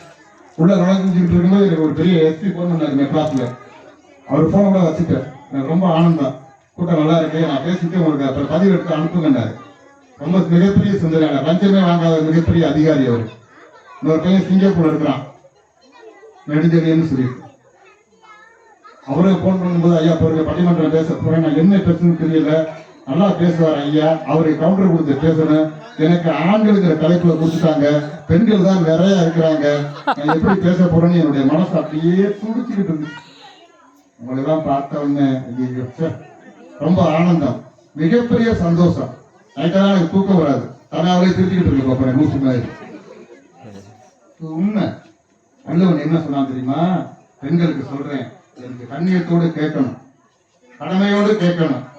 உங்களை நான் இன்னைக்கு பார்த்துட்டு போயிருவேன், அடுத்த வருஷம் இங்க கூப்பிட்டா வருவேன். இல்லாத ஆண்டவன் நல்லா என்ன ஆயுளோட கொடுத்து உயிரோட இருந்தா வந்துருவேன். கண்டிப்பா வந்துருவேன். என்ன தெரியுமா சொல்றேன் வள்ளுவன்? பெண்கள் திருமணத்துக்கு ஆன பிறகு தெய்வம் போலாம்.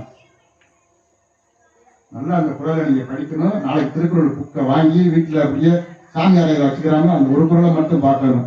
தெய்வம் தொழால் கொழுநன் தொழுதொழுவான் பெய்யன பெய்யும் மலைங்கிறான். இதெல்லாம் நமக்கு வாத்தியார் சொல்லி கொடுக்கல. அவங்க படிக்கல பாவி பெய்யுவோம். 85,000 ரூபாய் சம்பளம் வாங்கி வட்டிக்கு விடுறான். நாடு உருப்படுமா? உணவும் உடையும் உணர்வை மாற்றம். நான் போட்டுக்கிற ட்ரெஸ் நல்லா இருக்கும், எனக்கே சந்தோஷம் இருக்கும். நீங்க கட்டிருக்கிற சேலை நல்ல சேலையா இருந்துச்சுன்னா சூப்பரா இருக்கு, பக்கத்துல வந்து இங்கே இருக்குது ராம்கோவில் இல்ல நீ கூப்பிடாங்க எடுத்து எவ்வளவுப்பா? அது 5,000 ரூபாய்க்கு எடுத்துருக்கேன். அனுப்பியாங்கிறதுக்காண்டி 2,300 ரூபாய்க்கு தான் எடுத்தேன். நல்லா இருக்கு. அது போய் இந்த சேலையை வந்து 5 போய் கேட்டால் 5,000 ரூபாய் அப்படி இருக்கும். பாய் போய் சொல்லிவிட்டாங்க. தெய்வம் தொழால் கொழுநன் தொழுதொழுவால் பெய்யன பெய்யும் மழை. தெய்வத்தை வணங்காத பெண் ஒருத்தி காலையில 5 மணிக்கு எழுந்திருச்சு சாணி கரைச்சி போட்டு கூட்டி கோலம் போட்டு தூங்கிக்கிட்டு இருக்கிற கணவனை, குடிகார கணவனா இருந்தாலும் அவனுடைய காலை தொட்டு வணங்கி எழுந்திருச்சுட்டானா மழை பெய்யுனா மழை பெய்யுமா? அதுதான் அந்த காலத்துல வானம் மும்மாறி மழை பெய்யுன்னு சொன்னாங்கல்ல. இது பெண்களுக்கு ஒரு மழை. கணவனை பேணி பாதுகாக்கும் பத்தினி பெண்ணுக்கு ஒரு மலை, ஒரு மலை. 2வது மலை யாரு? வேற மாதிரி அறம்போது மந்தனருக்கு ஒரு மலை. நீதி தவறாத மன்னனுக்கு ஒரு மலை. நீதி தவறாம இருக்கணும். எப்படி நீதி தவறாம? ஒரு தங்க காசு அங்கே கொடுத்துட்டு 7 தங்க காசு அங்கே கொடுத்தாங்கல்ல, அந்த மாதிரி மன்னனா இருக்கணும். அது பாருங்க, ஒண்ணுமே தெரியாம 3 தங்க காசு வச்சுக்க, 5 நான் வச்சுக்கிறேன்னு சொல்லி, இதுதான் பாவம். இறக்கப்படுறது. இறக்கப்பட்டாரு, ஆனா தரும் அது இல்ல. அது 7 சப்பாத்தி துண்டதான் கொடுத்துச்சு. பாக்கி 1 அதை வச்சுக்கிச்சு. அதனால ஒரு தங்க காசு. அது இவர் பண்ண தர்மம் வந்து 5 3 15 8 கொடுத்துட்டு 7 அதனாலதான் 7. கொஞ்சம் சிந்திக்கணும். வாழ்க்கையில சிந்திச்சாதான் நம்ம எதையும் செயல்படுத்த முடியும். கொஞ்சம் பொறுமையா இருக்கணும். பொறுத்தார் பூமி ஆண்டார். உங்க தாய்மார்கள் எல்லாம் நான் கொஞ்சம் என்னடா இப்படி பேச சொன்னா வந்து மாமதை யானையை நம்பலாம், கொள்ளவார வேண்டிய புலியை நம்பலாம், ஆற்றையும் பெரும் காற்றையும் நம்பலாம், சேலை கட்டிய பெண்டிரை நம்பினால் தெருவில் நிக்க வேண்டியதான்னு சொல்லிட்டாங்க. இந்த படுவாய்ப்பைய இவனை போகும்போது கல்லை விட்டு அடிக்கணும்னு நினைக்கிறாங்க. ஊருக்கு போய் பத்திரமா சேரணும். அதனால அவரை பார்த்துக்கிட்டு இருப்பேன். நான் அப்பவே சொன்னேன், வாயை வச்சுட்டு ஒழுங்கா இருக்கியா, பந்தியில உட்காந்துக்கிட்டு தொண்டு ரப்பிட்டு வந்து சொன்னே கேட்டியாடா. இப்ப நான் அவனுக்கு கட்டுக்கிட்டு உன்னோட வாக்கப்பட்டதுக்காக 5 நாளைக்கு ஆஸ்பத்திரியில் இருக்கணுமா, உன்னை தர்மாசத்திரத்துல போடணும் அப்படி இருக்கக்கூடாது. அதனால இறந்த பேச வேண்டும் என்று என் உள்ளவும் உணர்வும் குறித்தாலும் கூட எங்க பாட்டிக்கு பசிக்குது, எனக்கும் பசிக்குது சொல்லி உண்டடா உடம்பும் உண்டடா உடம்பும் குறைபடா மனமும். நன்றி.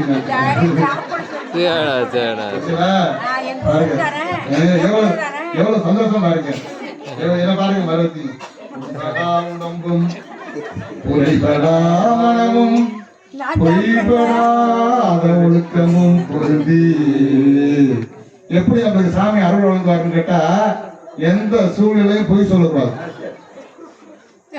பொய்படா ஒழுக்கமும் பொருந்தி கண்படாதிரவும் பகலும், கண்படாதிரவும் பகலும்.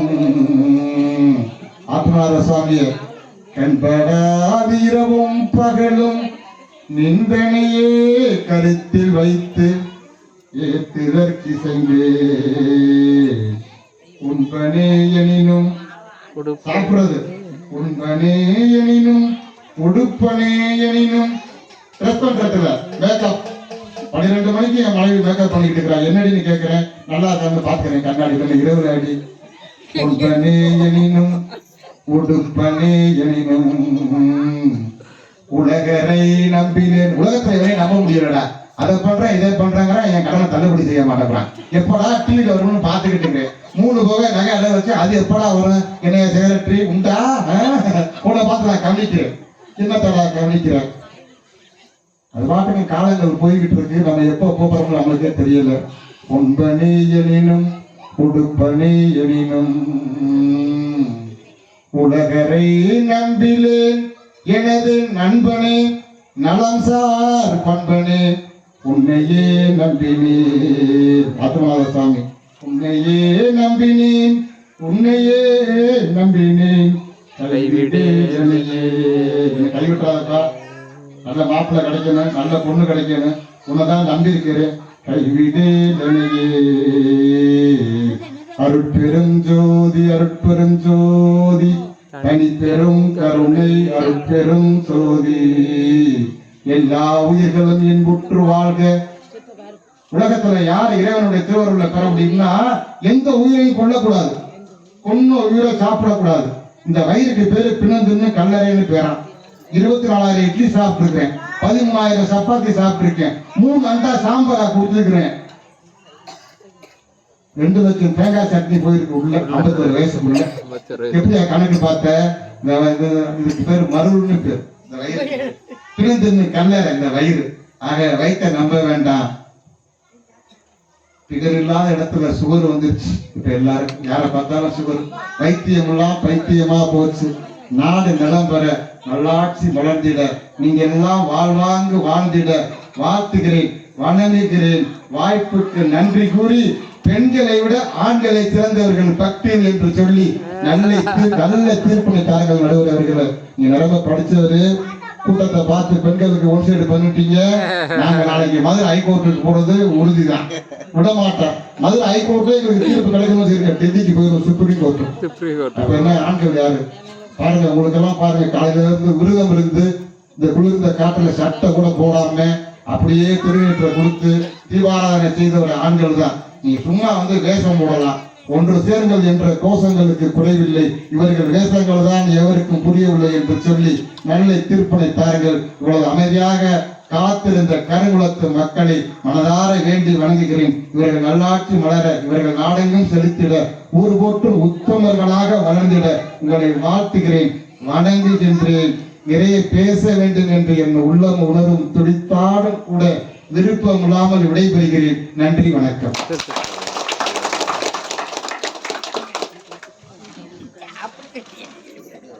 ரஞ்சித் சார் இது சொல்லி முடிச்சிருவாரு, எடுக்க முடியாது அதை. திருச்சிற்றம்பலம் சிவனை போன்று அருமையா அந்த பட்டிமன்றம் நடந்துட்டு இருக்கு. இப்ப இடையில கொஞ்சம் அவங்கள கௌரவப்படுத்தணும். முதலில் நம் நடுவர் திரு ராஜமோகன் ஐயா அவர்கள் கோடீஸ்வரர் என்று ஐயா சொன்னார். உண்மைதான். அவர் எத்தனையோ கையெழுத்து போட்டு கோடி கோடியா பணம் கொடுத்தவர். அவர் அவங்கள உங்களுக்கு பொன்னாரை போர்த்தி மகிழ்ச்சியெல்லாம் ரொம்ப மகிழ்ச்சி. எல்லாம் கை தட்டுங்க.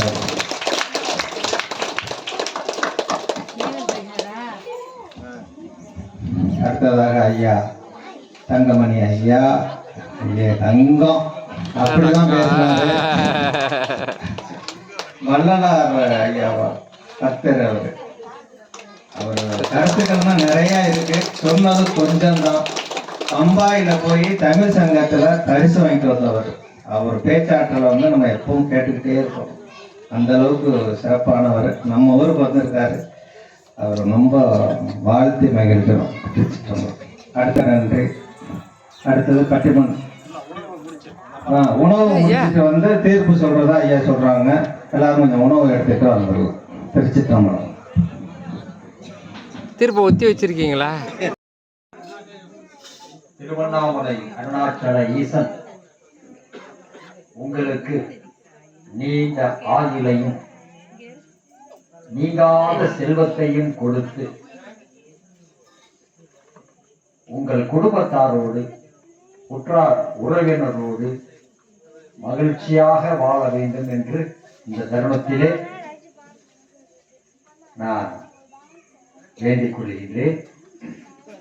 இதுவரை நடந்த இந்த பட்டிமன்றத்திலே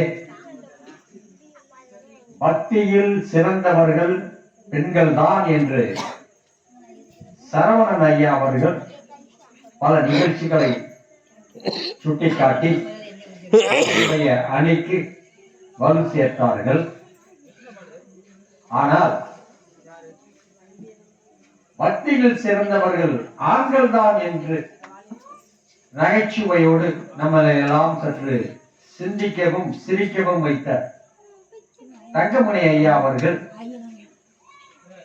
அவருடைய அணிக்காக வேண்டி பல கருத்துக்களை சொல்லி பக்தியில் சிறந்தவர்கள் ஆண்கள் தான் என்று சொல்லி இருக்கின்றார்கள். இப்பொழுது நாம் தீர்ப்பு வழங்க வேண்டிய ஒரு சூழ்நிலையில் இருக்கின்றோம். சில பட்டிமன்றங்களில் கொடுக்கப்படுகின்ற தீர்ப்பு இருவருமே சமமானவர்கள் என்று பல பட்டிமன்றங்களில் தீர்ப்பு வழங்கப்படும். அப்படி இருவருமே சமமானவர்கள் தான் என்று சொல்வதற்காக வேண்டி இந்த ஒரு நீதிபதிங்கிற ஒரு சேரை கொடுத்து இங்க உட்கார வச்சு 4 வார்த்தை சொல்றதுக்காக வேண்டி நான் இங்க வரல. ஒண்ணு சிறந்தவர்கள் பெண்கள் தான் சொல்லியாகணும், இல்லைன்னா ஆண்கள் சொல்லியாகணும். தீர்ப்பை கூறுவதற்கு முன்பாக என்னுடைய சிந்தித்தலை உங்களுக்கு நான் இப்பொழுது கொடுக்க இருக்கின்றேன். இப்ப உங்க வீட்டுல எல்லார்கிட்டையுமே செல்போன் இருக்குல்ல. நான் கேட்கிறேன், இந்த செல்போன் யாரோடதுன்னு கேட்டா நீங்க என்ன சொல்லுவீங்க? இப்ப ஐயா நீங்க சொல்லுங்க, உங்ககிட்ட ஒரு செல்போன் இருக்கு, இந்த செல்போன் யாரோடதுன்னு கேட்டா என்ன சொல்லுவீங்க? உங்களோடதுன்னு சொல்லுவீங்க. உங்க வீட்டுல ஒரு கார் இருக்கு, நல்லா ஈஸியான கொஸ்டின் தான், ஒன்றும் பயப்பட வேண்டியது. ஒரு கார் ஒண்ணு இருக்குது, அந்த கார் யாரோடதுன்னு கேட்கிறேன், நீங்க என்ன சொல்லுவீங்க? என்னுடையது.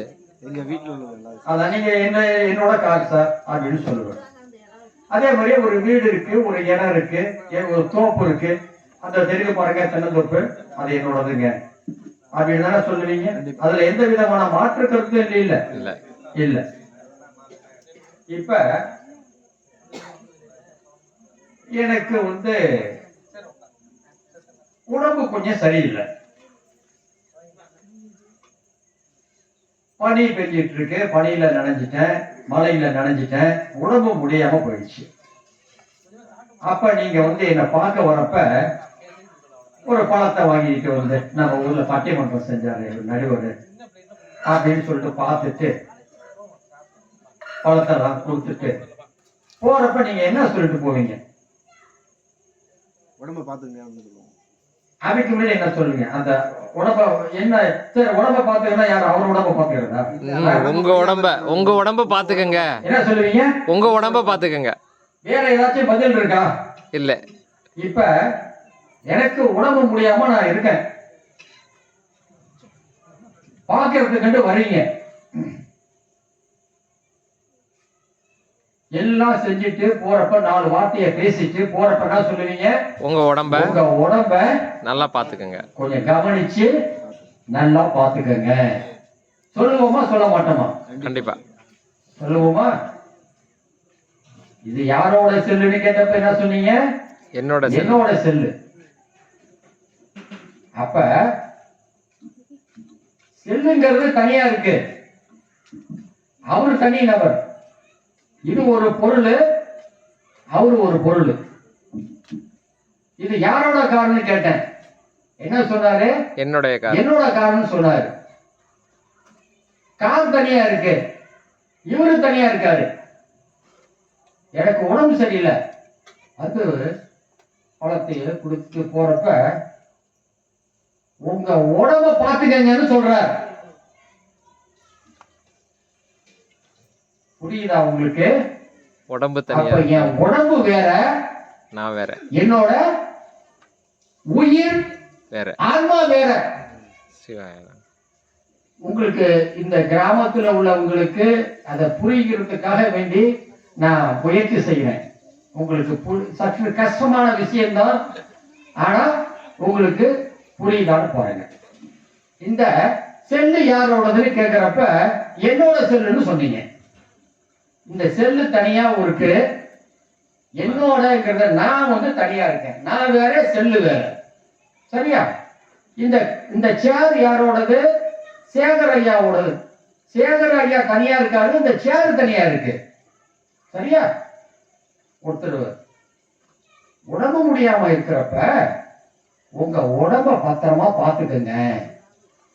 இதுல இருந்து உங்களுக்கு என்ன தெரியுது? உடம்பு வேற, ஆன்மா உயிர்ங்கிறது வேற. புரிஞ்சு புரிஞ்சுக்கிட்டீங்களா? ம். இந்த உடம்புக்கு தான் ஆண் பெண். பெண் எல்லாம். சிவ சிவ. உயிருக்கு உண்டா? இல்லை இல்லை இல்லை. பக்தியில் சிறந்தவர்கள் ஆணா பெண்ணா என்று கேட்கின்ற பொழுது ஆணும் இல்லை பெண்ணும் இல்லை.